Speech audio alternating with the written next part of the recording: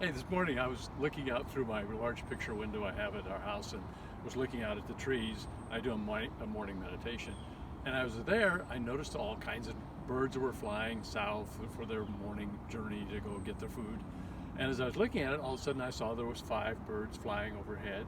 And they were all about the same size and shape going over there. And all of a sudden 4 of them went, just took off. And the one bird was just slowly just still moving up there. And then probably another couple dozen birds went across the sky, and this other bird's barely moving along, and they're all about the same size and shape. But then I realized, well, the one's going slow because it's actually a plane and it's several miles away. But in the mind's eye, they looked like they were all the same, and it was a lesson in perspective that our minds give us what we want to see, and I appreciate it because I ask my higher power every day to help me learn and unlearn things and relearn new things, and it was a good lesson in perspective, and I was very appreciative of that. So thank you.